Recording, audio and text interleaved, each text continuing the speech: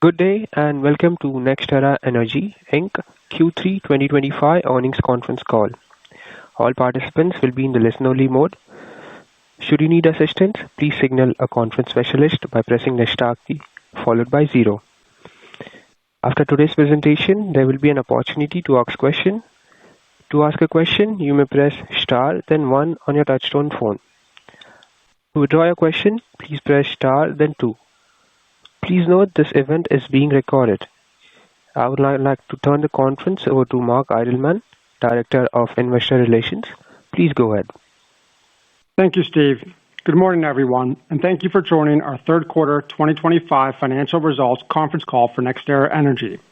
With me this morning are John Ketchum, Chairman, President, and Chief Executive Officer of Nextera Energy; Mike Dunn, Executive Vice President and Chief Financial Officer of Nextera Energy; Armando Pimentel, President and Chief Executive Officer of Florida Power & Light Company; Brian Bolster, President and Chief Executive Officer of Nextera Energy Resources; and Mark Hickson, Executive Vice President of Nextera Energy. John will start with opening remarks, and then Mike will provide an overview of our third quarter results. Our executive team will then be available to answer your questions.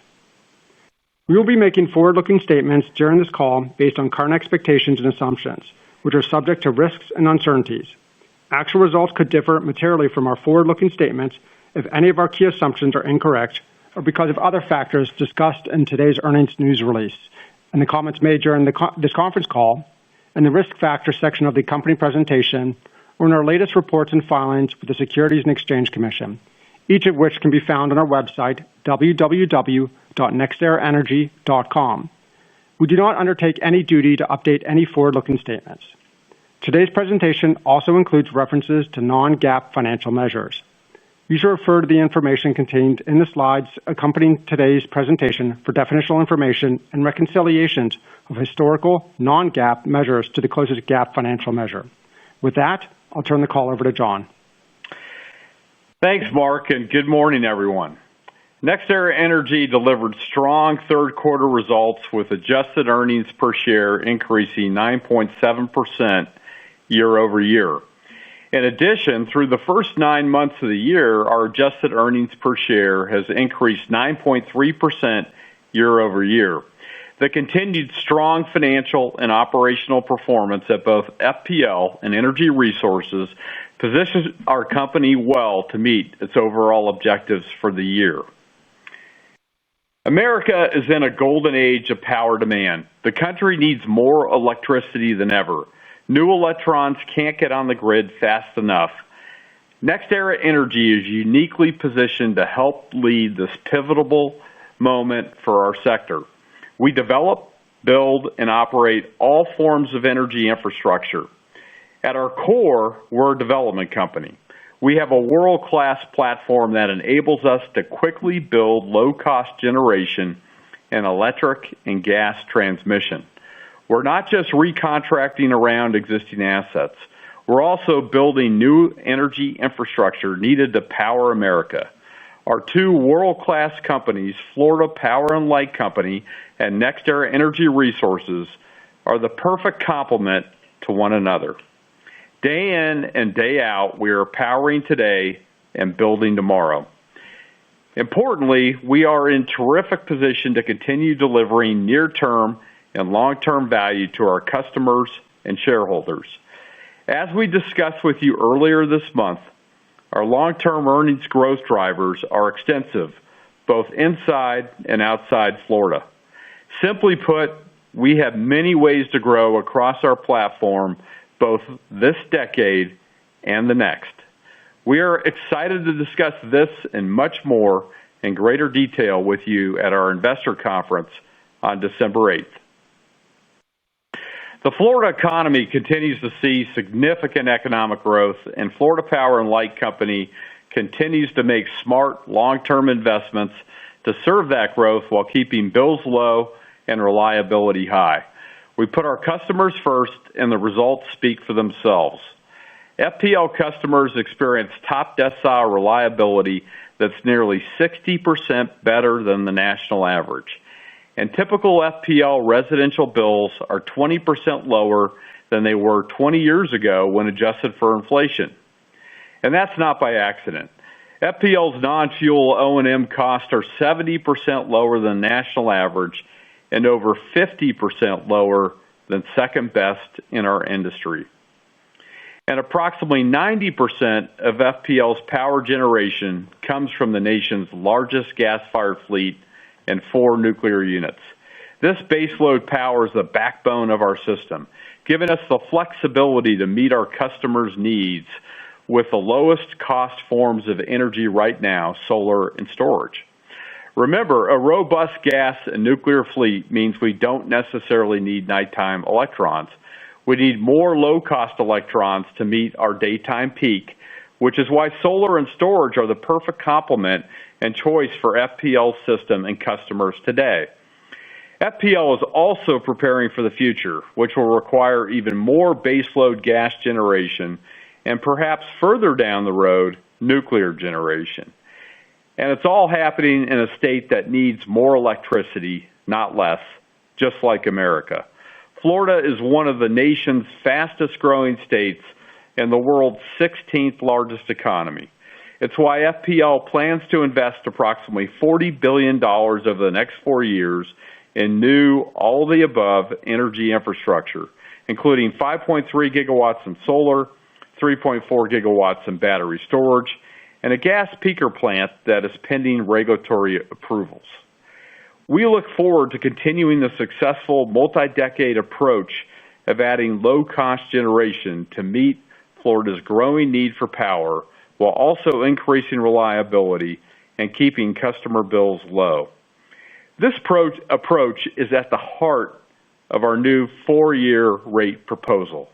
As a reminder, on February 28th, we initiated FPL's 2025 base rate proceeding for new rates effective in January 2026. We reached a proposed settlement agreement in August with most of the interveners in the proceeding, reflecting a broad set of constituents across our customer base. The 4-year proposed agreement would provide an allowed midpoint regulatory return on equity of 10.95% with a range of 9.95% to 11.95%. There would be no change to FPL's equity ratio of 59.6%. The proposed agreement also includes a rate stabilization mechanism similar to what we filed in February. The proposed settlement also includes 2 new large load tariffs that are designed to ensure large load customers pay for the incremental generation needed to serve them. We believe the proposed settlement is fair, balanced, and constructive, and supports our continued ability to provide highly reliable, low-cost service for our customers through the end of the decade. If the proposed agreement is approved, typical residential customer bills would increase only about 2% annually between 2025 and 2029. This means bills would remain well below the current national average, providing our customers with the economic certainty that comes from a 4-year rate agreement. We completed evidentiary hearings earlier this month and expect the Florida Public Service Commission to provide a final decision on the proposed settlement agreement on November 20th. This summer, we received a constructive outcome on federal tax credits, providing policy certainty for our renewables build at Energy Resources. We expect to receive tax credits for our renewable development plans through 2030, while our suppliers are positioned to be FEOC compliant. We've also been able to reduce development risk for a large part of our planned build. That's because Energy Resources has approximately 1.5 times coverage of the project inventory required to support its development expectations through 2030. This provides us the runway we need to continue delivering low-cost power solutions to our customers who need power today and tomorrow. Renewables are just the start.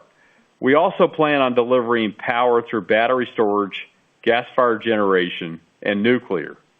Over the second and third quarters alone, we have originated 2.8 gigawatts of new battery storage opportunities as we continue to grow the world's leading storage business backed by a domestic supply base with batteries made in America. We're also leading the much-needed development of linear transmission infrastructure, both electric and gas, and our customer supply business has proven integral to serving data center customers. We're tying it all together through our AI-driven, world-class development platform and decades of experience. And we are doing it at a time when the combination of development capabilities and a strong balance sheet are more important than ever. It's why we are ideally positioned to work with hyperscalers who are increasingly looking to power their business by bringing their own generation. We are unique in that we combine a national footprint, a strong balance sheet, supply chain capabilities, and experience in building all forms of generation and transmission, together with unmatched customer relationships and an industry-leading team on a development platform second to none. And that's what we believe it takes to serve this new customer class, which is investing tens of billions of dollars per project. Hyperscalers, data center operators, and load-serving entities continue to tell us they need solutions for large load today and tomorrow to address growing energy demand across America.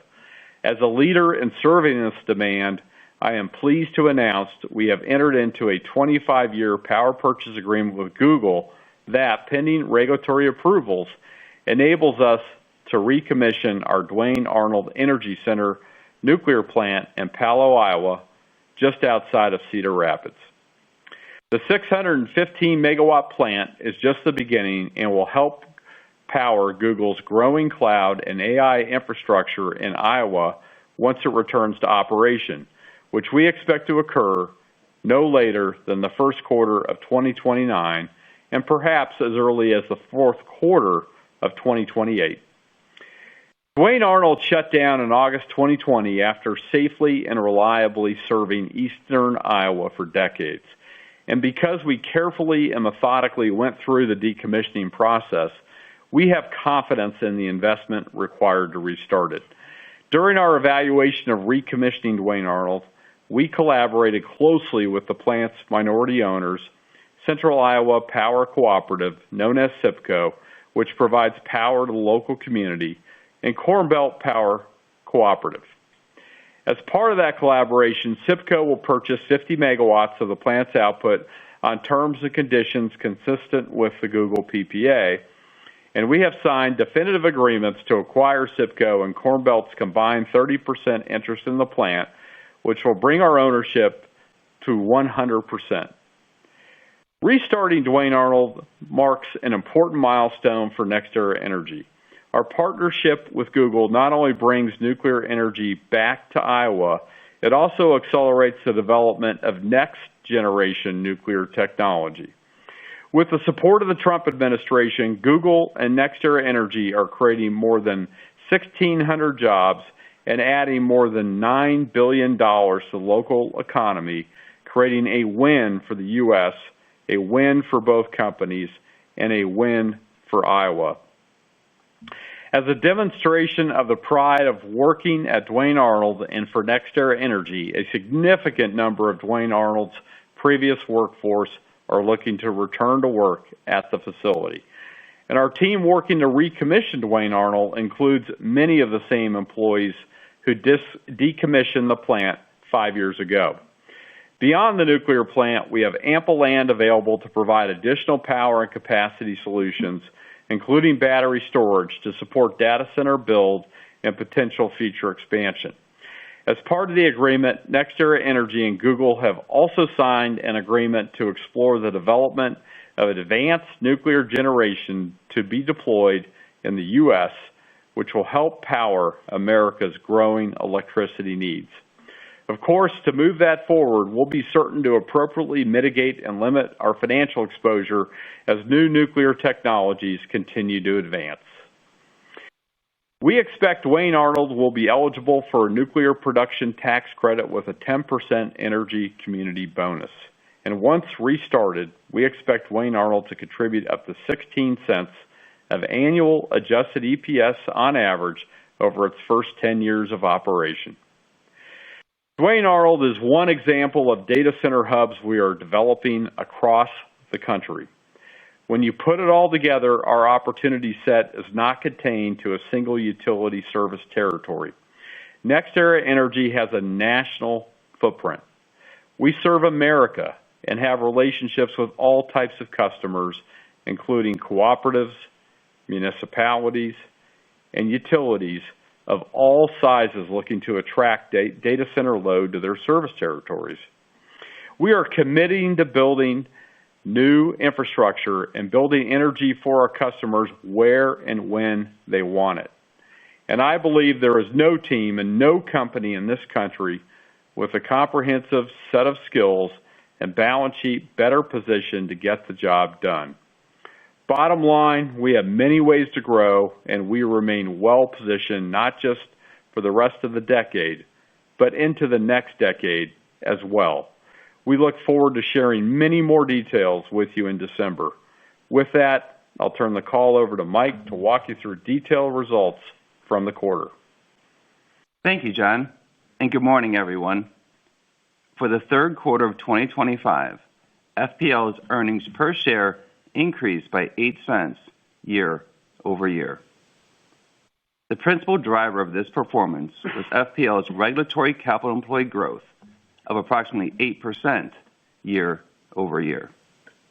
FPL's capital expenditures were approximately $2.5 billion for the quarter, and we expect FPL's full-year capital investments to be between $9.3 and $9.8 billion.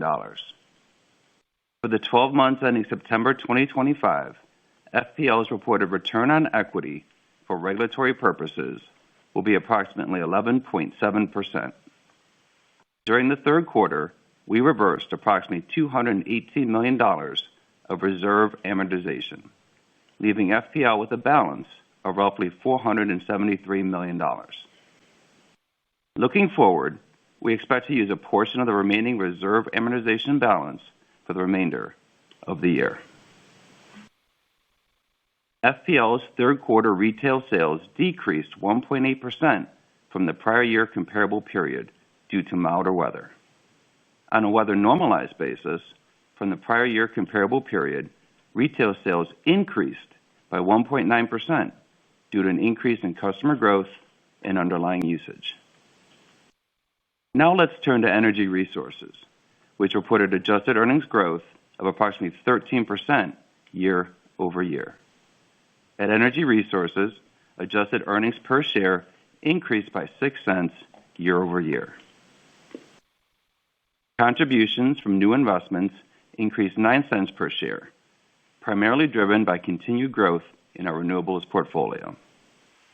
Contributions from our existing clean energy portfolio remained unchanged year over year, despite weaker wind resource due to better performance at our nuclear fleet. Wind resource for the third quarter of 2025 was approximately 90% of the long-term average versus 93% in the third quarter of 2024. The comparative contribution from our customer supply business increased by 6 cents per share, primarily driven by timing of origination activity during the quarter. All other impacts decreased by 9 cents per share, driven by asset recycling during the third quarter last year, as well as higher financing costs, mostly related to borrowing costs to support our new investments. Energy resources had a strong quarter of new renewables and storage origination, adding 3 gigawatts to the backlog. With these additions, our backlog now totals nearly 30 gigawatts after taking into account more than 1.7 gigawatts of new projects placed into service since our last earnings call. We expect that backlog additions will go into service over the next few years and into 2029. This marks the 6th consecutive quarter that energy resources has added 3 or more gigawatts to its backlog. We continue to see strong customer demand for ready-now capacity solutions, as we had our strongest quarter ever in battery storage origination, with 1.9 gigawatts of additions to our backlog. Turning now to our third quarter 2025 consolidated results. Adjusted earnings per share from corporate and other decreased by 4 cents per share year-over-year. Our long-term financial expectations remain unchanged. We will be disappointed if we're not able to deliver financial results at or near the top end of our adjusted earnings per share expectation ranges in 2025, 2026, and 2027. From 2023 to 2027, we continue to expect that our average annual growth in operating cash flow will be at or above our adjusted earnings per share compound annual growth rate range. And we also continue to expect to grow our dividends per share at roughly 10% per year through at least 2026, off a 2024 base. As always, our expectations assume our caveats. This concludes our prepared remarks, and with that, we will open the line for questions. Thank you. We will now begin the question and answer session. To ask a question, you may press star then one on your touchtone phone. If you are using a speakerphone, please pick up your handset before pressing the keys. If at any time your question has been addressed and you would like to withdraw your question, please press star then two. At this time, we will pause momentarily to assemble a roster.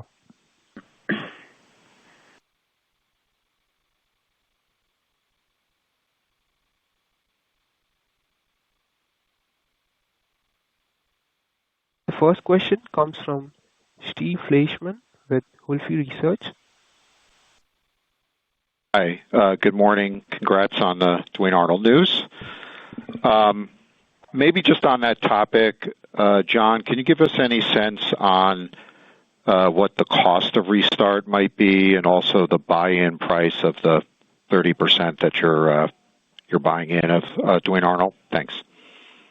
Yeah, hey, thanks, Steve. Appreciate the question.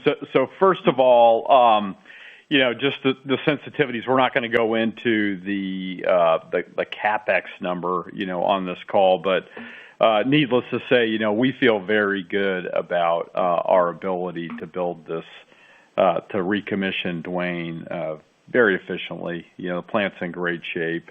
As I said before, the team that'll be doing the recommissioning is the same team that did the decommissioning. I've been out there recently, toured the facility. It's in good shape. So we'll provide more details on that, as we move forward.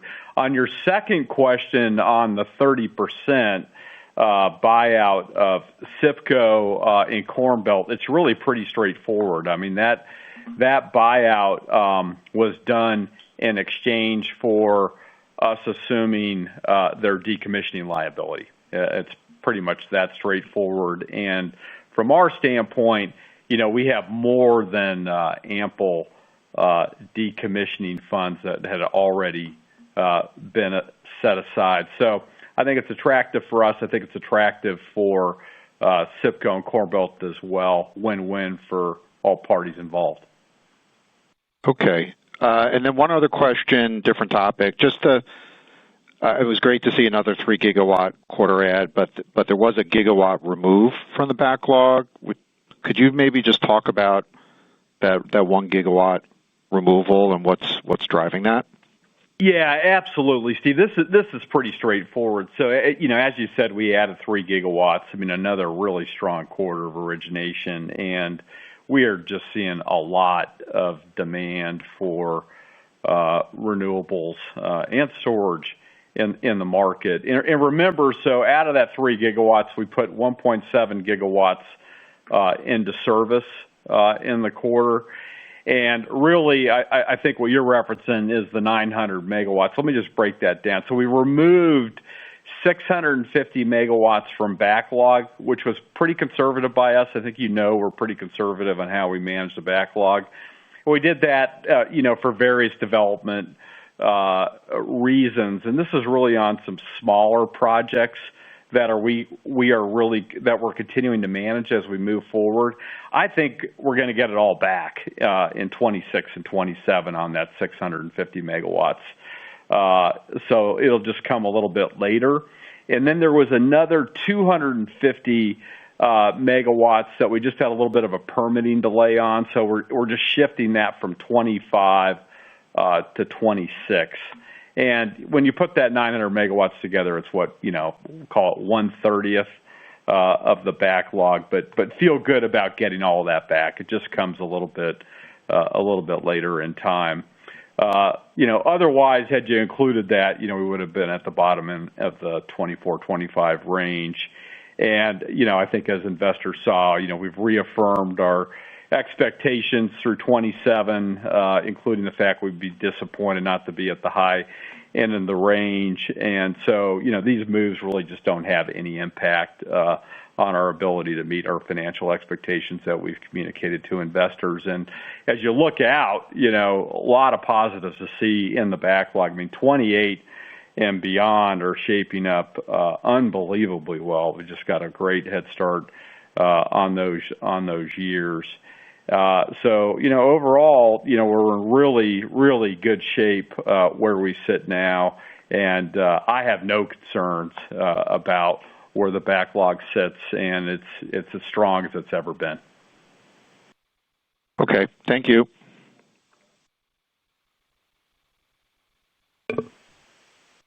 The next question comes from the line of Shar Pourreza with Wells Fargo. Please go ahead. Hey guys, good morning. Good morning.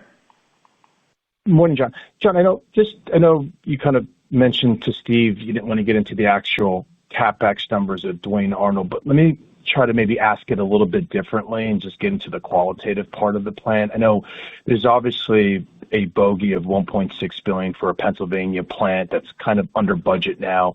You kind of mentioned that this current plant is in good shape.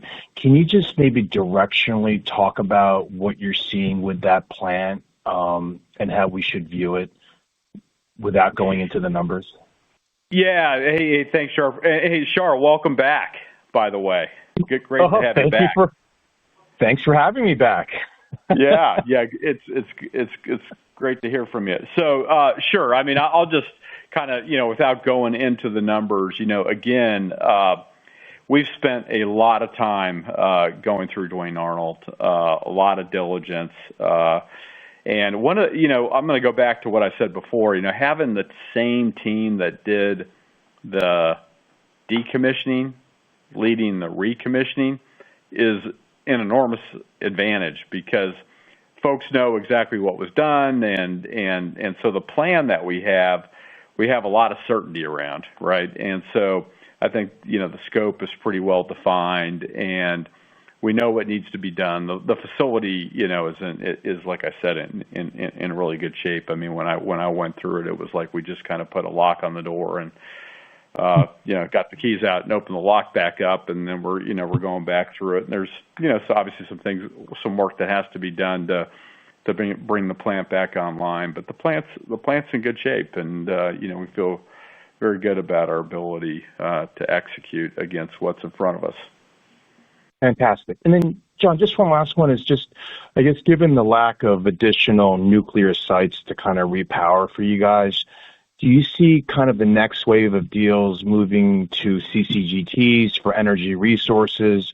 Are you seeing demand there, especially given the partnership you have with GE? Thanks. Yeah, thanks, Shar. So, we have many ways to grow, which we talked about, a month ago.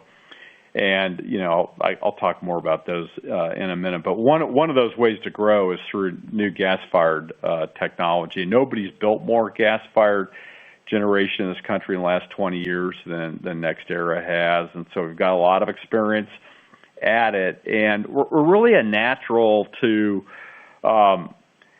get back into that area because of our development platform. It's so easy for us to take what we already have in terms of land agents, permitting, all the supply chain capability that we have. You mentioned the partnership that we have with GE Vernova and the strong relationship that we have there, the customer relationships, all the things that go with that development platform. It's easy for us to pivot into gas. And, I've said before, we have roughly, a 20 gigawatt, pipeline already developed because of that development platform and the efficiency that's built into it. And we're excited about what we're seeing on the combined cycle, side and some of the opportunities that we have. And we'll talk more about this in December. But a unique advantage that we have is because it takes a little longer time to build gas-fired generation,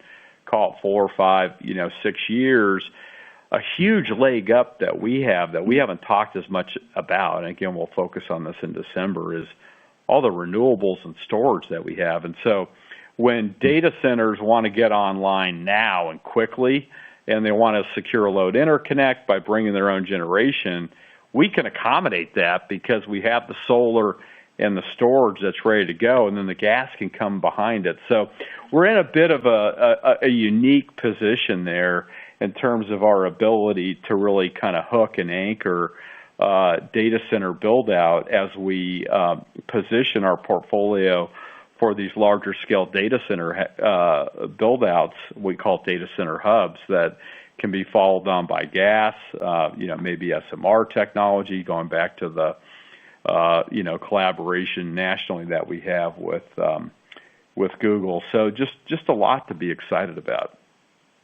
Got it. Thanks again, John. Big congrats and appreciate the kind words. See you soon. Yeah. See you soon, Shark. Thank you. The next question comes from the line of Nicholas Campanella with Barclays. Please go ahead. Hey, good morning. Thanks for all the updates. I just wanted to ask, going back on nuclear, there's a lot of momentum right now for AP1000, and just curious what your appetite would be in participating in something like that, or if, in terms of new nuclear, should we be solely kind of focused on SMR and restarts of current large-scale plants? Thanks.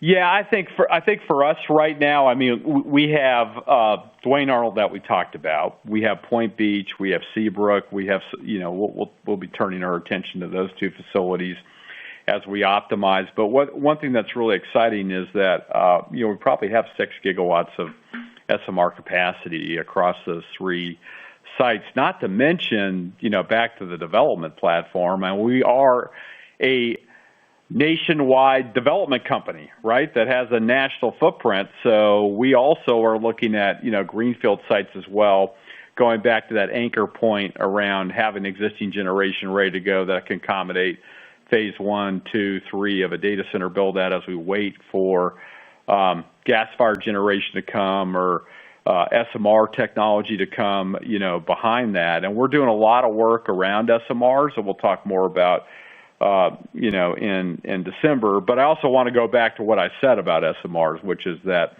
we're going to be very disciplined in our capital allocation strategy and making sure that we have the right commercial and financial structure where we limit any financial exposure that we have as we invest in those facilities. But when you think about Nextera, I mean, we're really unique because, the hyperscaler is investing tens of billions of dollars. This is not like the business 4 or 5 years ago competing against a lot of small developers. They can't do this, right? The folks that can do this are large-scale developers like Nextera that have a strong balance sheet, a track record, the credibility to be able to match what the hyperscaler needs, and the ability to build across generation types, whether it's renewables, whether it's storage, whether it's gas, whether it's nuclear, whether we need to bring a transmission solution to bear, whether we need to build a gas pipeline lateral to enable a gas build out. I mean, all the things that we bring to the table are pretty unique. And again, combined with that large balance sheet, the team and the customer relationships and the ability to secure load interconnects and work with utilities and co-ops and municipalities, I mean, that really kind of puts us in a pretty small group of folks. And so as we look at the market, really, I think I look at the DOE letter that was sent, recently over to FERC, and more of a focus on bring your own generation. I mean, I think that just absolutely plays to all of our strengths and advantages, and the future's exciting. Hey, that's great. I really appreciate that. Good points. And, I know that you've been doing this 6 to 8 outlook for a long time. You've basically been beating that every year. And, you look at some other premium companies out there now doing 7 to 9. What's your philosophy and how you're thinking about long-term growth? And is that a consideration at all as we are thinking about what could be out there on the Analyst Day? Thanks. All great questions, and we'll address those on December 8th. Have a great day. Thank you. The next question comes from the line of Julian Dumoulin-Smith with Jefferies. Please go ahead. Hey, congratulations, team. Good to hear from you. Hey, thanks, Julian. Thank you so much. Hey, look, just wanted to follow up on a couple of things here. First, with respect to the gas and contracted gas strategy, can you speak a little bit to what you're expecting or what success you've had thus far? I know this may be digging a little bit into the December update, but to the extent possible, can you discuss a little bit of the latest progress? And should we expect more of these hyperscaler type announcements like Google, but to be parlayed back in the contracted gas? And is there a cadence that you'd be care to share as you think about this ramps up? I mean, I know it's early days in that longer dated 2030 plus timeframe, but how would you begin to characterize that opportunity as it stands today? Yeah, so a lot in the hopper is how I would describe it, Julian. A lot of different things that we are working on, and I mentioned our data center hub strategy, which I don't want to spend too much time on today because, again, we're going to get into that in December. Obviously, building out combined cycle units is a big part of that. We think the things that we have in front of us are attractive across the class of hyperscalers that we see. We think, the position that we have around our existing renewable portfolio is an enticing way to secure an early stage load interconnect as the gas comes later. And so the ability to provide gas, with renewables and storage or with, SMR technology, the ability to build out the infrastructure necessary to accommodate all that, whether it's transmission, whether it's gas pipelines, I think all plays to our strengths and our advantages together with the supply chain capability that we have. And so, in terms of cadence, we look forward to kind of, laying this out for you guys in December, but, feel really good about the competitive positioning that we have today. Because again, I go back to the fact that there are very few folks that can actually garner the trust, the confidence, the balance sheet, all the things that you saw with the partnership that we have with Google, we're having a lot of success with other hyperscalers as well, that looks promising for our future. So, more to come. Excellent. Thanks, John. Appreciate it. And then related here, just to elaborate a little bit further on that net originations discussion here, can you elaborate a little bit? I mean, obviously there's been some media attention around Esmeralda and Jackalope, for instance. Can you speak a little bit how that fits in? Were they in your backlog or with the position? I mean, just trying to juxtapose the broader media conversation, which isn't particularly articulate about this versus what we're seeing in the quarterly update. Yeah, absolutely. So Esmeralda, was just a development project. It was not in our backlog. It was a development project for the future on BLM land. I think the BLM, was actually pretty clear that while they were not looking to permit this as one large project, they were going to entertain applications around individual projects. But remember, we have a massive pipeline, right? So this was just one piece of it. We spent no money on Esmeralda. It's a project in development that we could develop someday down the road. So really, there's really nothing to see there. And then on Jackalope, that project, we'll extend out a little bit more. We continue to work with the customer there, and we'll see what happens. But I mean, again, that's just one small project in the grand scheme of things for a massive backlog that we have. And again, don't forget, I mean, that's why we have 1.5 times coverage on our inventory. I don't worry about it at all. We can easily draw from other projects in our pipeline to be able to satisfy customer needs as we go forward, and that puts us in incredibly good position. Excellent. Thanks, John. Appreciate it, team. See you soon. Yeah. Hey. Yeah. See you soon, Julian. Thank you. Thank you. The next question comes from the line of Carly Davenport with Goldman Sachs. Please go ahead. Hey, good morning. Thanks so much for taking the questions. Maybe just another quick follow-up on the backlog. A lot of the additions this quarter coming beyond the 2027 timeframe. So just as we think about that potential pull forward in demand related to the tax credits rolling off that you all have referred to, is that strictly a 2028 plus opportunity, or is there any opportunity to see that impact 26, 27 as well? Yeah, I think, the pull forward of demand, Carly, I think it just escalates as you get closer to 2030. So you just continue to see step-ups there. And so for 26 and 27, we feel very good about, where we sit right now. I think we've got, more quarters to go in terms of filling the 27 piece. But, again, we look at our financial plan for 26 and 27 in good shape. And what I'm really focused on is that 28, 29, 30, because, there's just so many opportunities as you look to the back end of that decade, and that natural pull forward that you mentioned that we've seen historically where, we could see a lot of customer demand, not only in 28, but in 29 and 30, and we're so well positioned, around FEOC, and around our safe harbor position. I think we have some very unique competitive advantages that we will highlight and spend more time on in December. So as I look at the pipeline shaping up around 30 gigs, and the way it's shaping up by year, it feel very good about where we sit.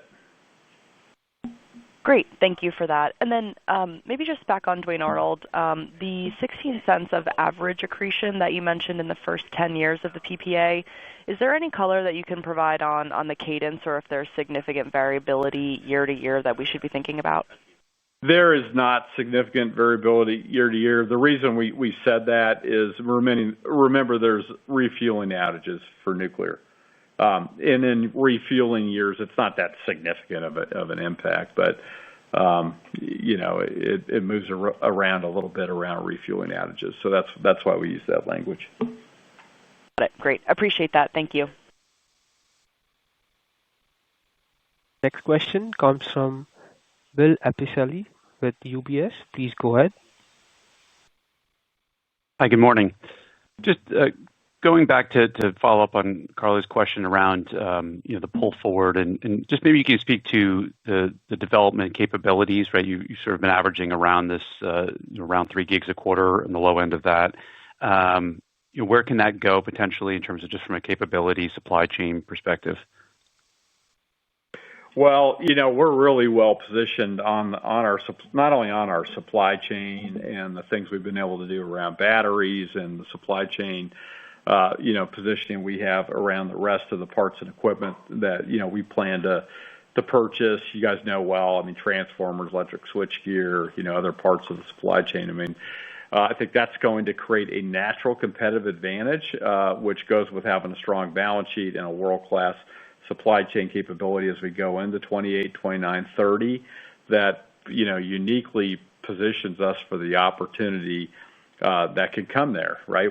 Because we can do some things that others can't. So I feel very good about. And if you look historically on pull forward years, we have fared very well on a market share basis compared to our competition there. And also, as we start thinking about being able to not only do what I call kind of the bread and butter business, around origination, but then also adding on, being able to fold in, renewables and storage into large load solutions.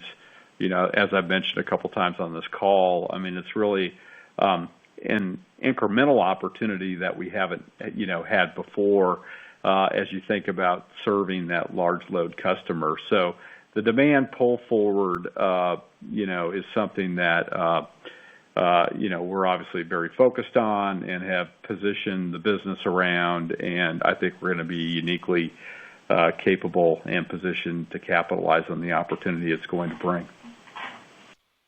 Great. And then just shifting gears on at FPL, the large load growth, I guess how is the evaluation of that going? I think you've talked about maybe 3 gigs of initial sites or capability. I'm sure you'll speak more to this in December, but any color there around tariff structure or sort of the work and the conversations around bringing those customers in?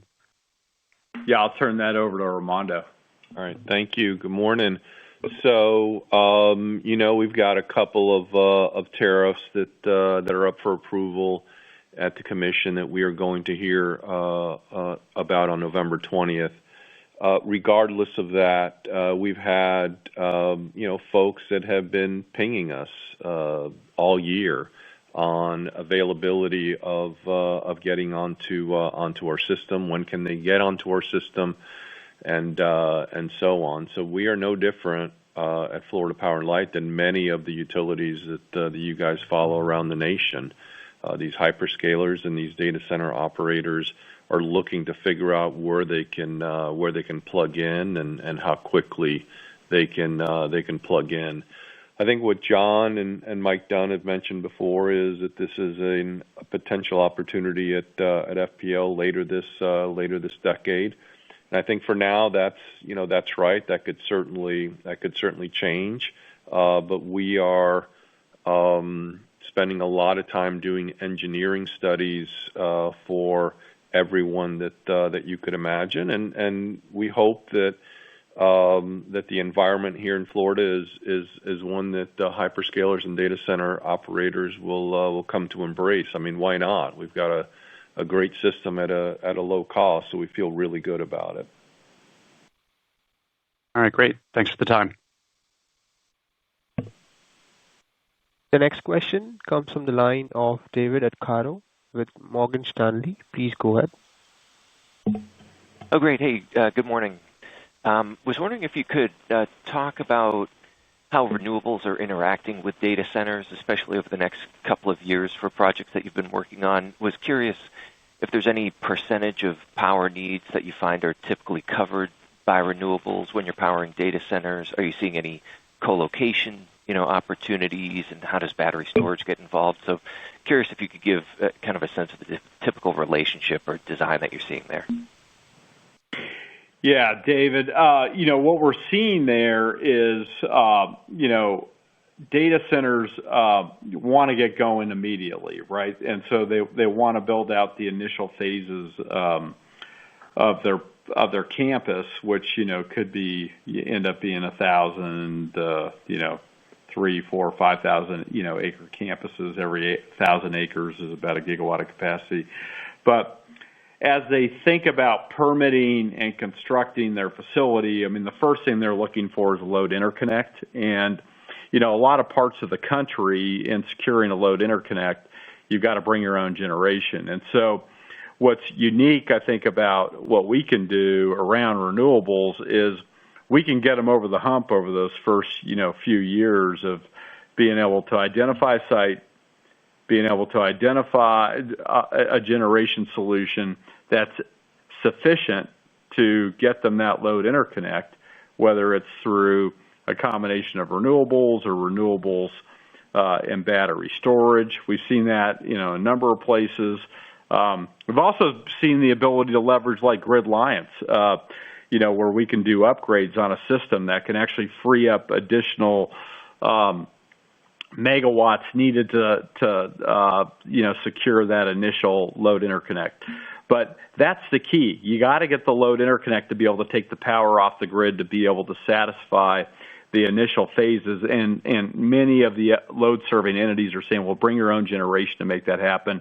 And we're able to do that with renewables, with storage, with Grid Alliance, and then the plan is to bring the baseload generation behind it. And so when you can combine a comprehensive solution for the hyperscaler, that's what they're looking for, and a trusted partner that they know can get it done over time. And we can grow right alongside with them as they're expanding their existing facility. Got it. Makes sense. That's helpful. And was wondering if you could talk about what you're seeing in terms of project returns, the trajectory there, and is there a case for higher returns too as we go forward through the end of the day? Yeah, that's a great question. And I said this a month ago. Returns have been higher than I've ever seen them in this industry, and I think that's due in part to the unique competitive advantage that we have, and it's exciting for us because as I think about all the opportunities that we have, not only this decade but into the next. Recontracting is a big piece of that. And so, we have a lot of existing generation that rolls off a contract by the end of the decade that we're going to be able to recontract into the market at, much higher premiums. But look, it's just supply and demand. It's that simple. There's a lot of demand out there, and there's just not as much supply to match it. And so, that's commanding premiums in the market and high and attractive returns. And that's why it's great to be in a position where we have a really strong pipeline and a really strong supply chain position. And, I think we're going to be uniquely positioned going forward to be able to capitalize on what is going to become just a growing market demand, particularly as we get to the end of this decade and into the next. Okay, great. Thank you. The next question comes from the line of Nick Amicucci with Evercore ISI. Please go ahead. Hey, good morning, guys. Just wanted to touch upon kind of the evolution that we just kind of left upon. So as we kind of think about over the balance of this decade into the next, how should we be thinking about the kind of the portfolio, the kind of culmination of that, and kind of if we think about it by energy and generation source? Obviously, we saw storage kind of tick up here from a backlog perspective. Just interested in kind of hearing your thoughts around it.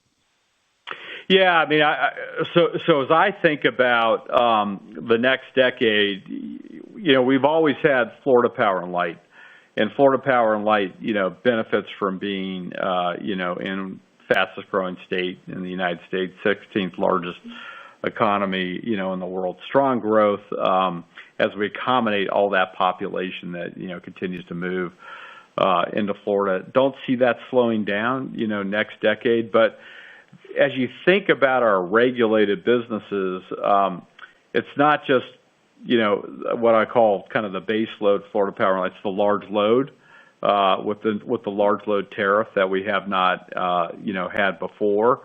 It's electric transmission. There's an incredible demand for transmission around the country. We have the leading competitive transmission business in Nextera Energy Transmission. So a lot of CapEx, opportunities and growth opportunities for NEE as we go forward. And then you add on gas transmission as well, not only around the existing pipeline assets that we own today, but also I think some long haul greenfield opportunities that we'll be talking more about, gas laterals to accommodate hyperscale build out. So that really helps to frame even a larger regulated business than we have had historically. And then you think about all the other levers and ways to grow that we have on the energy resources side, not just the renewable business that just gets stronger and stronger as we get into the end of this decade, and then that'll carry into the next. But storage as well. We are in a capacity short market.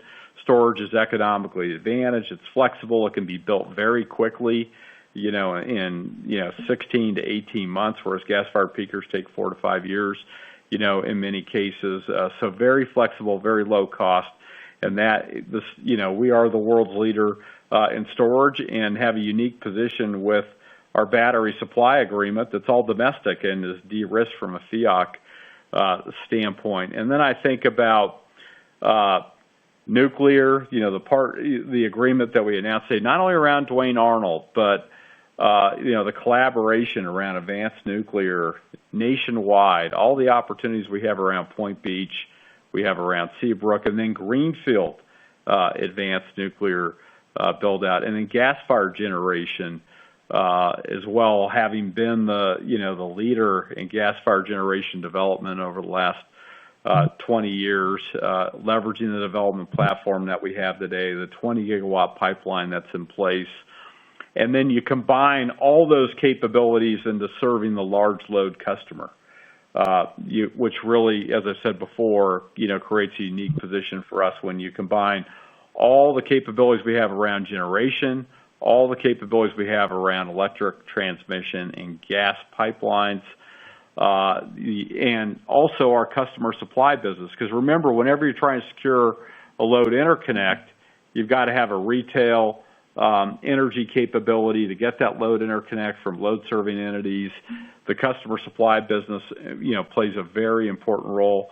You have to be able to do many, many things to be able to enable a large load transaction, and you have to have the balance sheet, and you have to have the team.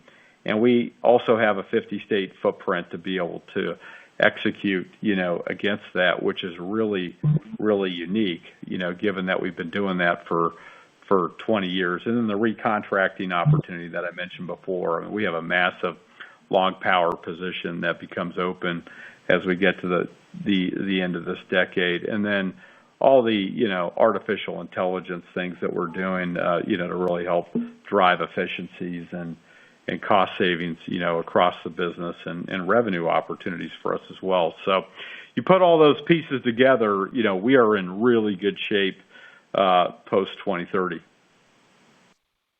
Perfect. Yeah, that makes a ton of sense.